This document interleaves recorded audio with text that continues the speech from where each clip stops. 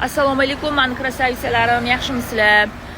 Xullas, har kuni mana shunaqa savol keladi. Xonzoda Gulzapani Telegram silkasini yo'qotib qo'ydik, nomerini yo'qotib qo'ydik. Bering deysizlar. Har bir telegrafikda yozishga meni vaqtim yetmaydi yoki har kuni istoriyaga chiqib aytaverishga ham meni jonimga tegadi. Bir xil plastinka aylantirib kelmaydi. Qaranglar, umumiy bitta qilib sizlarga istoriyada javob beraman.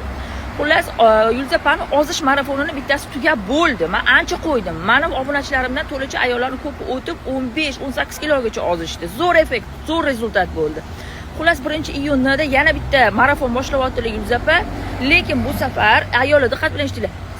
Ayollarning sonini chegaralab olmoqchilar, chunki uspech qilolmayapti. Men Telegram silka qoldiraman, kirib ko'rsanglar, 30 mingdan oshiq 40 mingta obunachi bor-da, o'tdi. Har bittasiga uspech qila olmaydi, lekin bitta tomonni yaxshi ko'raman, Gulzapa har bitta patsenkasi bilan individualni ishlab har bittasini ozmaguncha qo'ymaydi-da. Shunaqa xarakteri bor, qaysar, shaddod.